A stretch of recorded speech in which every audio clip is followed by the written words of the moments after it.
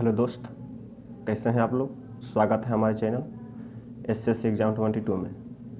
पिछले क्लास में हमने मुगल वंश को ख़त्म कर दिया था और आज एक नए साम्राज्य के बारे में आप लोगों को जानकारी देना है, मराठा साम्राज्य। तो सबसे पहले हम बात करते हैं मराठा साम्राज्य का उदय कैसे हुआ था। काफ़ी बारीकी तरह से जानना है। तो किस मुगल बादशाह के हिंदू धार्मिक विरोधी नीति के कारण मराठा साम्राज्य का उत्थान हुआ था। तो औरंगजेब, क्योंकि औरंगजेब हिंदू कट्टरवादी था। हिंदू को मंदिर को तोड़वाया था 1665 में। 1668 में हिंदू को पर्व करने से मना करवा दिया था। तो हिंदू के प्रति औरंगजेब कट्टरवादी था। तो इसी के धार्मिक विरोध के कारण मराठा साम्राज्य का उदय हुआ था। मराठा साम्राज्य का संस्थापक शिवाजी थे। हाँ, कौन थे? शिवाजी। मराठा साम्राज्य का संस्थापक शिवाजी का जन्म अप्रैल 1627 महाराष्ट्र के सिवनेर दुर्ग में हुआ था। कहाँ हुआ था? महाराष्ट्र के सिवनेर दुर्ग में हुआ था।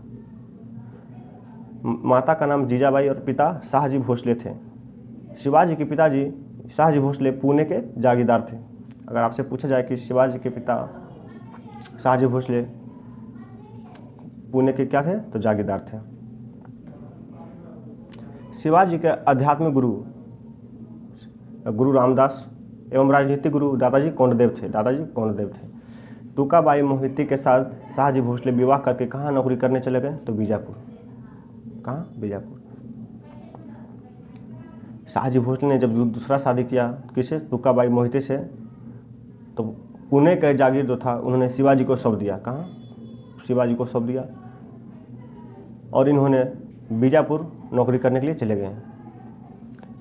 शिवाजी के द्वारा क्रमानुसार कुछ युद्ध के बारे में बताते हैं, लेकिन उस युद्ध को वास्तविक साम्राज्य विस्तार नहीं कहा जाता है। जैसे शिवाजी सिंहगढ़ का किला पर अधिकार कब प्राप्त किए थे? तो 1643 ईस्वी में। 1643 में।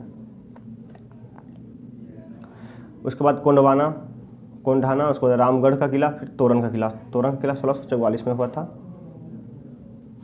और कुल 1646 तक में इसमें पूरा हुआ था। ये बीपीएससी पीसीएस में पूछा जाता है कि सही कर्म दर्शाएं। तो सही कर्म समझ में आ गया होगा। पहला सिंहगढ़ का किला, कोढ़ाना का किला, रामगढ़ का किला एवं तोरण का किला। शिवाजी का वास्तविक साम्राज्य विस्तार जावली का किला जीतने के बाद हुआ था। जावली का किला पर अधिकार प्राप्त करने के बाद हुआ था। और यह जावली का किला किससे जीते थे? चंद्रमौर्य से जीते थे 1656 ईस्वी में। शिवाजी ने अपना राजधानी रायगढ़ बनाया 1656 में। तो रायगढ़ अपना राजधानी शिवाजी कब बनाया? 1656 ईस्वी में बनाए थे। शिवाजी के शक्ति बढ़ जाने के कारण, यानी जब शिवाजी अपना साम्राज्य विस्तार करने लगे थे, इनकी जो सैन्य शक्ति बढ़ने लगी थी, यानी इसकी शक्ति को देकर किसे परेशानी होने लगा था? तो मुगल शासक एवं बीजापुर के सुल्तान को। मुगल बादशाह औरंगजेब किसका समकालीन था? तो शिवाजी का समकालीन था। शिवाजी को मारने के लिए बीजापुर के किस सुल्तान ने भेजा था? तो अफजल खां को बीजापुर के सुल्तान ने भेजा था, जिसे 10 नवंबर 1659 ईस्वी को इसकी हत्या शिवाजी कर देते हैं। शिवाजी हत्या। आपसे क्वेश्चन पूछा जाएगा कि अफजल खां की हत्या किसने किया? तो शिवाजी। कब किए? 10 नवंबर 1659 को किए थे। शिवाजी को मारने के लिए, देखिए मिसप्रिंट है, शिवाजी को मारने के लिए किस मुगल बादशाह ने शाइस्ता खां को भेजा था? तो औरंगजेब ने शाइस्ता खां को भेजा था। शिवाजी को हराने के लिए किस मुगल बादशाह ने जयसिंह को भेजा था? जयसिंह एक राजपूत शासक थे। सभी मानसिंह, सभी जयसिंह, ये सब बहुत अच्छे। सभी मानसिंह अकबर के दरबार के सेनापति थे और जयसिंह जो है औरंगजेब के दरबार के। तो औरंगजेब ने भेजा था। जयसिंह रायगढ़ किला को 1 साल तक के घेर लिया था। कितने सालों के लिए? 1 साल तक के लिए घेर लिया था। पुरंदर की संधि कब एवं किसके बीच हुआ था? पुरंदर की संधि कब एवं किसके बीच हुआ था? तो शिवाजी एवं जयसिंह के बीच हुआ था। इस संधि के तहत 35 किलो में, यानी मराठा के पास, यानी शिवाजी के पास 35 किला था। तो 35 किलो में 23 किला मुगलों को देना पड़ गया था और मराठा को 12 किला सिर्फ बचा था। और इस संधि में शिवाजी के पुत्र को औरंगजेब की सेवा में रहना था। तो शिवाजी ने ऐसा न चाहते हुए औरंगजेब के सेवा में 1666 ईस्वी को खुद शिवाजी मिलने चले जाते हैं औरंगजेब से। उसी बीच औरंगजेब बिजी रहता है, कुछ काम के कारण बिजी रहता है। तो जब बिजी रहने के कारण शिवाजी से मिलने नहीं आता है और ना ही उसका सेवा सत्कार कर पाता है औरंगजेब। तो शिवाजी क्रोधित हो जाते हैं। तो जब क्रोधित हो जाते हैं तो आगरा में ही उन्होंने विद्रोह चालू कर देते हैं। तो इसी कारण औरंगजेब के सेना ने शिवाजी को पकड़कर बंदी बना लेता है और औरंगजेब के पास लाता है। तो औरंगजेब ने शिवाजी को कैद करके कहाँ रखा था? तो आगरा के जयपुर भवन में। आगरा के जयपुर भवन में कैद कर लेता है। तो आपसे क्वेश्चन पूछा जाए औरंगजेब ने शिवाजी को कैद कहाँ किया था? तो आगरा के जयपुर भवन में। शिवाजी मुगल बादशाह औरंगजेब से मिलने कब पहुंचे थे? तो 1666 को। लेकिन शिवाजी भी एक मराठा छत्रपति थे। वो कहाँ कैद में रहने वाले थे? शिवाजी भेष बदल कर थोड़े कहावत है कि नाटा और बाटा जो है काफ़ी मजबूत होता है। तो शिवाजी नाटे कद के थे और औरंगजेब खुद राजा की उपाधि दिया था शिवाजी को। किसे? शिवाजी को राजा की उपाधि औरंगजेब दिया था और उस वक्त तक औरंगजेब शिवाजी को राजा नहीं मानता था। जब शिवाजी भेष बदलकर मुगलों के कैद से भाग जाते हैं तो सबसे पहले भागने के बाद क्या करते हैं? उन्होंने मुगलों के पुरंदर में दी गई 23 किलो को वापस जीतता है। जो किला मुगलों को अधीन था 23 किलो दे दिया गया था, उसे जीत लेते हैं फिर से। शिवाजी को राजा की उपाधि किसने दिया था? तो औरंगजेब। इसके बाद बोले तभी औरंगजेब को लगता है कि नहीं, शिवाजी वास्तविक में राजा हैं, राजा के दिमाग है। औरंगजेब को परेशान करके रखे थे शिवाजी। मुगलों का प्रसिद्ध केंद्र कहाँ था? तो सूरत। और सूरत को शिवाजी ने 2 बार लूटा था, एक बार बंदी बनाने से पहले और एक बार बंदी से निकलने के बाद। काफ़ी धन संपत्ति वहाँ से लूटा था। तो शिवाजी सूरत को 2 बार लूटे थे, पहला 1664 को और 1670 को। पहला 1664 एवं दूसरा 1670 को लूटा था। सावनेर का युद्ध महाराष्ट्र में सावनेर पड़ता है, किसके बीच हुआ था? तो मुगल एवं शिवाजी के बीच हुआ था 1672 में। कब? 1672 में सावनेर का युद्ध, जिसमें शिवाजी जीत जाते हैं। गोरिल्ला युद्ध या फिर पद्धति से छापेमार युद्ध कहा जाता है। क्या? छापेमार युद्ध। तो छापेमार युद्ध जो होता है, छिप के पहाड़ियों में नुक छिप के वार किया जाता है। इसे शिवाजी को चूहा भी कहा गया था, क्या मतलब जंगली चूहा भी कहा गया था शिवाजी को। और मुगलों को पहाड़ी इलाका में युद्ध करने के लिए नहीं आ रहा था, खुले मैदान में उन लोग युद्ध करते थे। तो इसकी जानकारी नहीं रहने के कारण मुगलों को हार का सामना करना पड़ता है। तो शिवाजी अपना राज्याभिषेक कब करवाया? 5 जून 1674 को। 5 जून 1674 को उन्होंने अपना राज्याभिषेक करवाते हैं रायगढ़ में बनारस के पंडित श्री गंगाधर भट्ट से। किससे करवाते हैं? बनारस के प्रसिद्ध पंडित जो हैं, ये महाराष्ट्र के ही थे लेकिन बनारस में रहते थे। तो बनारस के पंडित श्री गंगाधर भट्ट से रायगढ़ में। शिवाजी राज्याभिषेक के बाद कौन सी उपाधि धारण किए थे? तो छत्रपति का। क्या? छत्रपति का। राज्याभिषेक करने के बाद शिवाजी ने छत्रपति का उपाधि धारण किया था। शिवाजी का अंतिम सैन्य अभियान कर्नाटक अभियान था। यह क्वेश्चन बीपीएससी में पूछा गया था। बीपीएससी में शिवाजी का अंतिम सैन्य अभियान कहाँ था? कर्नाटक। कहीं कहीं आपको कर्नाटक अभियान न देके किस किला पूछ दिया जाए तो जिंजी का किला। क्या? जिंजी का किला। आपसे ऐसा भी पूछा कि शिवाजी का अंतिम सैन्य अभियान किस किला को अधिकार प्राप्त किए थे? किस किला पर? तो जिंजी का किला पर। 1676 से 78 के बीच में हुआ था और इन्होंने इस अभियान के तहत जिंजी को किला अपने अधिकार में प्राप्त किया था। शिवाजी कितनी शादी किए थे? काफ़ी, ये भी रसीले प्रकार के थे। तो उन्होंने 7 शादी किए थे। कितने? 7 शादी किए थे। शिवाजी के किस पत्नी ने शिवाजी को के साथ सती हो गई थी? ऐसे तो 7 पत्नी है लेकिन जानकारी रखना सबका नहीं, सबके बारे में पूछा नहीं जाता है शिवाजी को।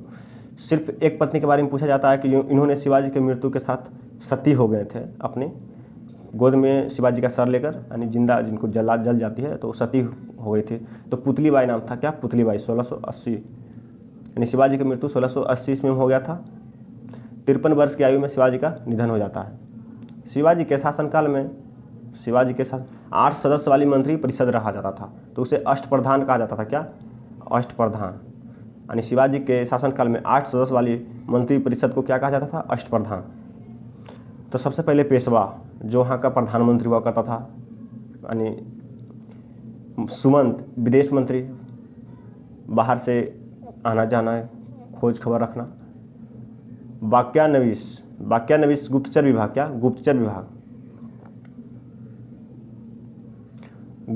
गुप्तचर विभाग का था। और पंडित राव धार्मिक दान के बारे में था, धार्मिक दान। इधर सर-ए-नौबत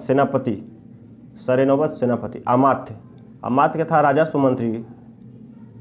चिटनीस, पत्र आदान प्रदान, इस राज्य से पत्र उस राज्य भेजने का काम था, तो चित्रनीश के पत्र आदान प्रदान। न्यायाधीश, न्याय देने वाला, यानी राजा को सुझाव देने वाला। शिवाजी अपने साम्राज्य को कितने भागों में बांटा था? तो दो भागों में। पहला स्वराज और दूसरा मुगदई। स्वराज एवं मुगदई। अब स्वराज क्या है, मुगदई क्या है, आपको अच्छी तरह से समझा देते हैं।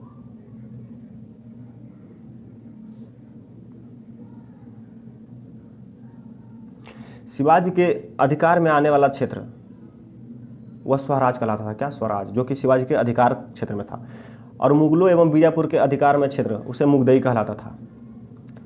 अब कहने का मतलब ये हुआ कि जो शिवाजी का क्षेत्र में था वो तो अपना था, और जो दूसरों का क्षेत्र था उसे मुगदई। यानी जब शिवाजी ने मुगलों के मतलब हिस्से में अपना हिस्सा जमाए थे, और बीजापुर के जो सुल्तान था उसके हिस्से में अपना हिस्सा जमा रखे थे, तो उस क्षेत्र में बीजापुर एवं मुगलों को शिवाजी को कर देना पड़ता था, तो उसी को मुगदई कहलाता था।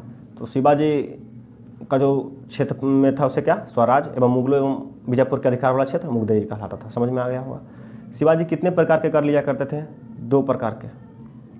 पहला चौथ, 1/4 भाग, और दूसरा सरदेशमुखी 1/10 भाग लिया करते थे। यानी 10 भागों में 1 भाग, और 4 भागों में 1 भाग। थोड़ा तबीयत खराब है, थोड़ा आवाज़ सही नहीं निकल रहा होगा। सरदेशमुखी का अर्थ होता है जमींदारों का जमींदार। यानी ये शिवाजी अपने आप को कहते हैं कि सरदेशमुखी, यानी जमींदारों का जमींदार, यानी दूसरों का अधीन जो क्षेत्र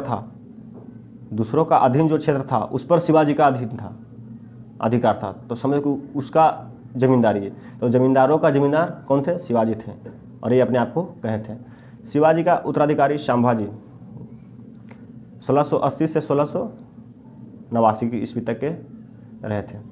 संभाजी का उत्तराधिकारी राजा राम 1689 से 1700 के बीच हुआ था। 1689 से 1700। ये भी क्वेश्चन आपको क्रमानुसार पूछता है बीपीएससी में, पीसीएस में।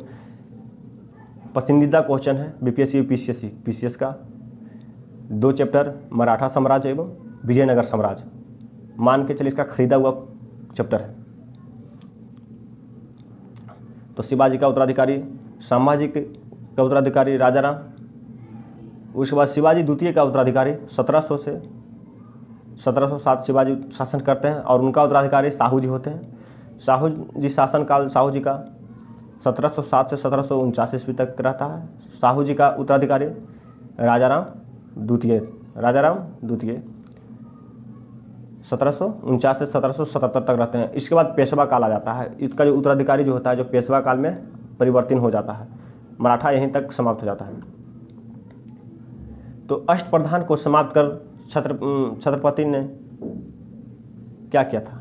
मतलब अष्टप्रधान शिवाजी के शासनकाल में तो अष्टप्रधान जो 8 लोगों रहते थे, उसे किस छत्रपति ने समाप्त कर दिया था? तो संभाजी ने इसे अष्टप्रधान को समाप्त कर दिए थे। संभाजी। कौन सा छत्रपति स्त्री को युद्ध में लेकर जाते थे? संभाजी। यानी इन्होंने एक प्रचलन किया था कि जब युद्ध करने जाएंगे तो अपनी स्त्री को साथ में लेकर जाएंगे। तो कौन? संभाजी। ध्यान रहे, किसी को अगर समझ में ना आ रहा हो तो हमें कमेंट्स करके ज़रूर बताएं। अगर वीडियो अच्छा लगता है तो हमारे चैनल को शेयर करें, सब्सक्राइब करें। कौन सा छत्रपति शासक कभी गद्दी पर नहीं बैठा था? कौन सा छत्रपति शासक कभी गद्दी पर नहीं बैठा तो राजा राम। इन्होंने संघर्ष करता रहा और संघर्ष करते मुगलों के साथ संघर्ष करते हैं इसकी मृत्यु हो जाती है। राजा राम मराठा साम्राज्य की राजधानी कहाँ किया था? तो रायगढ़ से सतारा किया था। रायगढ़ से सतारा, बस इनका यही एक फेमस क्वेश्चन है कि रायगढ़ से सतारा मराठों का राजधानी किसने किया था? तो राजा राम ने किया था। शिवाजी द्वितीय के शासनकाल किसका वर्चस्व या अधिकार, जो समझे वर्चस्व या अधिकार में था? तो ताराबाई। शिवाजी द्वितीय की माँ थी, शिवाजी द्वितीय की माँ ताराबाई। आपको हम पढ़ाए होंगे औरंगजेब में कि कौन सा ऐसा मराठा महिला है जो कि औरंगजेब के साथ संघर्ष किया? तो ताराबाई। ताराबाई एक ऐसी महिला है जो कि औरंगजेब के साथ संघर्ष किया था। साहू जी को कैद से रिहा किस मुगल बादशाह ने किया था? जिसे 1707 ईस्वी में औरंगजेब ने कैद किया था मरने से पहले, उसे बहादुर शाह प्रथम ने छोड़ देता है। साहू जी को कैद से रिहा किस मुगल बादशाह ने करता है? तो बहादुर शाह प्रथम ने करता है। खेड़ा का युद्ध कब, कहाँ एवं किसके किसके बीच हुआ था? खेड़ा का युद्ध, तो खेड़ा का युद्ध महाराष्ट्र के नासिक में हुआ था। कहाँ? महाराष्ट्र के नासिक में हुआ था 1707 ईस्वी में, साहू जी एवं ताराबाई के साथ, जिसमें साहू जी का जीत हो जाता है। और साहू जी को इस युद्ध में मदद किसने करता है? बालाजी विश्वनाथ मदद कर देते हैं, इसके कारण जीत हो जाता है। कहने का मतलब ये होता है कि साहू जी भी उस उत्तराधिकारी होते हैं, और जब वो जेल से रिहा होते हैं तो उसमें राजगद्दी के लिए बोलते हैं कि मेरा भी इसमें अधिकार है, हमें भी बांटिए। तो ताराबाई बोलते हैं नहीं, देने के लिए नहीं तैयार होते हैं। भाई राजपाट का किससे नहीं लोभ होता है, तो इसी बीच संघर्ष हो जाता है दोनों में, और संघर्ष होता है तो उसमें ताराबाई की हार हो जाती है। साहू जी अपना पेशवा किसे बनाया था? यानी युद्ध जीतने के बाद जब और सपोर्ट किया था, उन्हें सहयोग किया था कौन? बालाजी विश्वनाथ। तो जाहिर सी बात है कि साहू जी अपना पेशवा किसे बनाया था? बालाजी विश्वनाथ को बनाया था।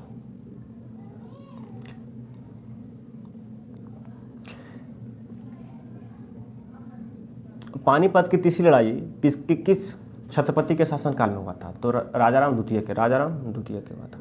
और पेशवा पूछा जाए तो बालाजी बाजीराव। पानीपत की तीसरी लड़ाई 14 जनवरी 1661 को हुआ था। 14 जनवरी 1661 को किसके बीच? मराठों एवं अफगानों के बीच हुआ था, जिसमें मराठों का नेतृत्व सदाशिवराव भाऊ ने किया था। मराठों का नेतृत्व किसने? सदाशिवराव भाऊ ने किया था। और अफगानों का नेतृत्व अहमद शाह अब्दाली ने किया था। क्या? अहमद शाह अब्दाली। इस युद्ध में मराठों की हार हो जाती है। क्या? मराठों की हार हो जाती है और अफगानों की जीत हो जाती है। 1713 ईस्वी में 1713 से 1818 का काल क्या कहलाता है? पेशवा काल। और मराठों का हार के साथ पेशवा शुरू भी हो जाता है। तो 1713 से 1818 के काल को क्या कहा जाता है? पेशवा काल। और पेशवा काल का प्रथम पेशवा बालाजी विश्वनाथ होते हैं। क्या? बालाजी विश्वनाथ। दिल्ली पर कब्जा करने वाला पहला पेशवा कौन होता है? बाजीराव प्रथम। बालाजी प्रथम, जिसमें मोहम्मद सारंगीला वहाँ का शासक थे, दिल्ली का सुल्तान थे, मुगल वंश का। तो बालाजी प्रथम ने सिर्फ 500 घोड़ा लेकर उन्होंने दिल्ली पर आक्रमण कर दिया था। और जिसके डर से मोहम्मद शाह वहाँ से भाग गए थे, नहीं करने थे, अपना समर्पण मानिए कर दिए थे। तो बाजीराव प्रथम ने उसे छोड़ दिया और चलाएं, जो डरपोक से हम युद्ध क्या लड़ेंगे। तो बाजीराव प्रथम कब किए थे? तो 29 मार्च 1737 को किए थे। रिचर्ड टेम्पल ने लड़ाकू पेशवा किसे कहा था? बालाजी प्रथम को। बालाजी बाजीराव प्रथम को कहा था क्या? लड़ाकू पेशवा। किसने कहा था? रिचर्ड टेम्पल ने कहा था। मस्तानी बेगम एक मुस्लिम थी, उसका नाम मस्तानी बेगम था। तो उससे उस महिला से प्यार किस पेशवा ने किया था? तो बाजीराव प्रथम ने कर लिया था। यानी संबंध पूछा जाए कि बाजीराव प्रथम की किस मुस्लिम महिला के साथ संबंध था? तो मस्तानी बेगम से था। पेशवा का पद वंशानुगत था। पेशवा कैसा पद था? वंशानुगत था। एवं पेशवा पुणे में शासन किया करते थे। पेशवा कहाँ शासन करते थे? पुणे में। मराठा भी पुणे में ही शासन करते थे।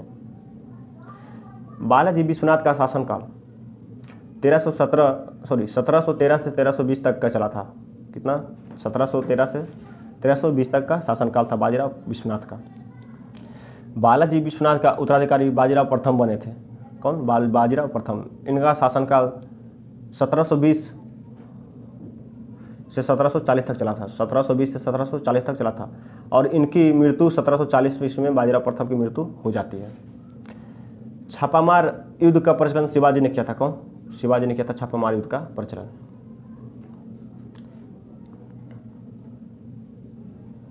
पिंडारियों को नियुक्ति बाजीराव प्रथम के शासनकाल में हुआ था। कहाँ? पिंडारियों की नियुक्ति, पिंडारियों याद रहे, पिंडारियों की नियुक्ति किसके शासनकाल में हुआ था? तो बाजीराव प्रथम के शासनकाल में। महाराष्ट्र के जंगल में रहने वाले खूंखार जनजाति को पिंडारी कहा जाता था। पिंडारी किसे कहा जाता था? जो महाराष्ट्र के जंगल में खूंखार डाकू रहते थे, डाकू नहीं, जनजाति रहते थे, उसे पिंडारी कहा जाता था। मेलगाम ग्रह ने पिंडारी को मराठों का कुत्ता कहा था। अगर आपसे क्वेश्चन पूछा जाए कि मराठों का कुत्ता पिंडारियों को किसने कहा था, तो मेलगाम गृह ने कहा था। पिंडारियों को मराठों का अवैतनिक यानी बिना वेतन पे, अवैतनिक मतलब बिना वेतन पे सिपाही माना गया था। और युद्ध में जो धन लूटे जाते थे, लूटे गए निश्चित धन पिंडारियों को दिया जाता था। उस धन को निश्चित धन पिंडारियों को दिया जाता था। शिवाजी के बाद छापामार युद्ध का सबसे बड़ा विशेषज्ञ बाजीराव प्रथम था। यानी शिवाजी के बाद अगर छापामार युद्ध कोई करता था, कोई उसमें विशेषज्ञ था, तो कौन? बाजीराव प्रथम थे। बाजीराव प्रथम ने हिंदू पदशाही का प्रचलन किया था। क्या? हिंदू पदशाही का प्रचलन, जिससे सभी हिंदू एकजुट किया जा सके, सभी हिंदू शासकों को एकजुट किया जा सके। बाजीराव प्रथम ने साहस को उत्तेजित किया था, मतलब आत्मविश्वास दिलाया था कि अब समय आ गया है, जर्जर वृक्ष के तनों पर अब प्रहार किया जा सके। यानी जिस समय बाजीराव प्रथम ने मुगलों पर आक्रमण किया था तो मोहम्मद शाह ने भाग गए थे, तो इसी से पता चलता है। और बाजीराव प्रथम ने कहा था कि समय आ गया है कि जर्जर वृक्ष के तनों पर प्रहार किया जाए, क्योंकि अब मुगल कमज़ोर हो चुका है, अब धीरे धीरे उसका तना काट दिया जा सकता है, प्रहार किया जा सके। और मराठा पताखा को कटक से अटक तक लगा दिया जाए। अटक पाकिस्तान में पड़ता है, तो कटक से अटक तक लहरा दिया जाए। 1672 ईस्वी में शिवाजी ने पहला पहाला दुर्ग को बीजापुर से छीन लिया था। क्या? 1672 में पहाला दुर्ग बीजापुर के अधिकार में था, तो उसे छीन लिया था। कब? 1672 ईस्वी को। शिवाजी जयपुर भवन से जो फरार हो गए थे, यानी भाग गए थे, कब? 16 अगस्त 1666 को भाग गए थे। 16 अगस्त 1666 को भाग गए थे। शिवाजी को तोप अंग्रेजों से प्रदान हुआ था। अंग्रेजों ने दिया था शिवाजी को तोप। ये सब क्वेश्चन सिर्फ 1 नंबर का है, ध्यान रखिएगा और कुछ नहीं। 1-2 बार पढ़ लीजिएगा, सबको समझ में अच्छी तरह से आ जाएगा। शिवाजी ने उज्जैन के हिंदी साहित्य संभाजी ने उज्जैन के हिंदी एवं संस्कृत के प्रखंड विद्वान कवि कलश यानी कलश नाम था, कवि कलश ने अपना सलाहकार नियुक्त किया था। कौन? संभाजी ने अपना सलाहकार नियुक्त किया था। हिंदी एवं संस्कृत के प्रखंड विद्वान थे। मुगल सेनापति मखर्रब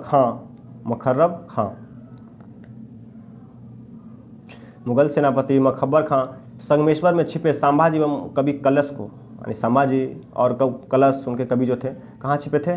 संगमेश्वर में। तो वहाँ से गिरफ्तार कर उसकी हत्या कर देता है। कौन? मुगल सेनापति मखर्रब खां ने उनकी हत्या कर लेता है। और राजा राम मुगलों के संघर्ष करता हुआ 2 मार्च 1700 के ईस्वी में मारा गया था। कब? 2 मार्च 1700 में मारा गया था। बाजीराव प्रथम की मृत्यु के बाद बालाजी बाजीराव 1740 में पेशवा बना। यानी बाजीराव प्रथम की मृत्यु के बाद बालाजी बाजीराव पेशवा कब बना था? तो 1740 में। संगोला संधि के बाद पेशवा के हाथों में सारे अधिकार सुरक्षित हो गए थे। यानी संगोला की जब संधि हुआ था, तो इस संधि के बाद पेशवा के हाथ में सारे अधिकार आ गए थे, सुरक्षित हो गए थे। और यह अधिकार 1750 में हुआ था। क्या? 1750 में। क्या ये 1750 में हुआ था ये संधि? संगोला की संधि कब हुआ था? 1750 में हुआ था। बालाजी बाजीराव को नाना साहब के नाम से भी जाना जाता है। क्या? नाना साहब के नाम से भी जाना जाता है। झलकी की संधि हैदराबाद के निजाम एवं नाना शाह यानी बालाजी बाजीराव के साथ हुआ था। क्या? मध्य हुआ था, यानी बीच हुआ था। माधव राव नारायण प्रथम ने 1761 को पेशवा बना था।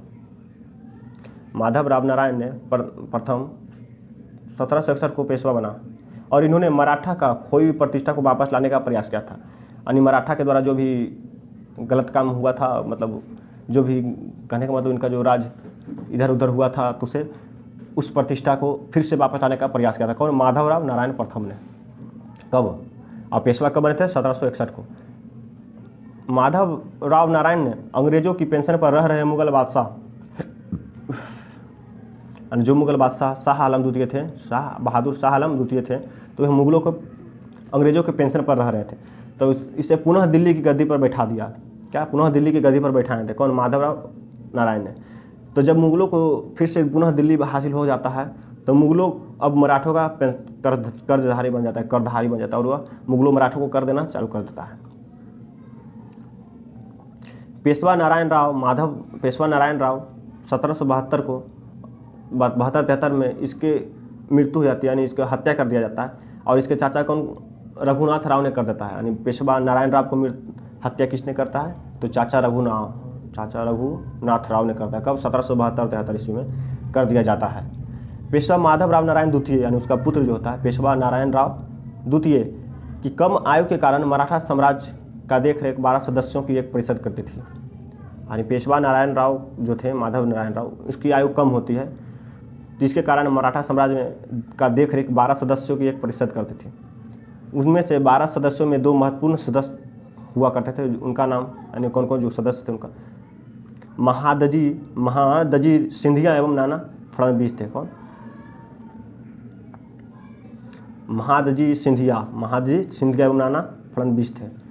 नाना फडणवीस का मूल नाम था बालाजी जनार्दन भानु था। नाना फडणवीस का मूल नाम क्या था? बालाजी जनार्दन भानु था। इन्हें मराठा का मैकियावली कहा जाता था। मराठा का मैकियावली बालाजी जनार्दन भानु को कहा गया है। अंतिम पेशवा बाजीराव द्वितीय था, जो अंग्रेजों की सहायता से पेशवा बना था। अंतिम पेशवा कौन था? बाजीराव द्वितीय। किसकी सहायता से इन्होंने मराठा साम्राज्य की गद्दी पर बैठा था, यानी पेशवा बना था? तो अंग्रेजों की सहायता से बैठा था। मराठा का पतन बाजीराव द्वितीय के समय से ही चालू हो गया था और ख़त्म भी हो जाता है। तो मराठा का पतन बाजीराव द्वितीय के समय में हुआ था।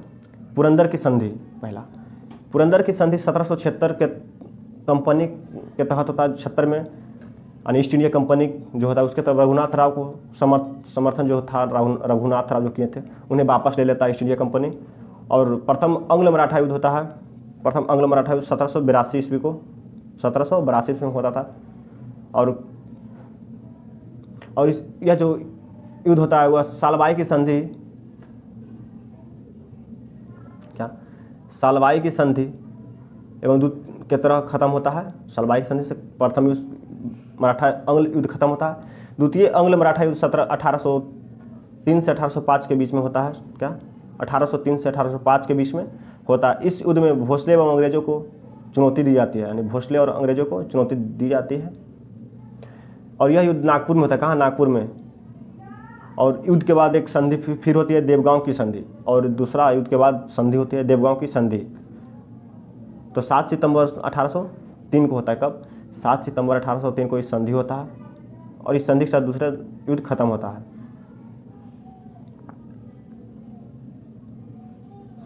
तृतीय आंग्ल मराठा युद्ध 1817 को होता है। क्या? 1817 से 19 के बीच में होता है। इस युद्ध में मराठा शक्ति एवं पेशवा के वंशानुगत पद को समाप्त कर दिया जाता है। क्या? इस युद्ध में जब तृतीय आंग्ल मराठा युद्ध के बाद मराठा शक्ति एवं जो पेशवा के वंशानुगत पद था इसे समाप्त कर दिया जाता है।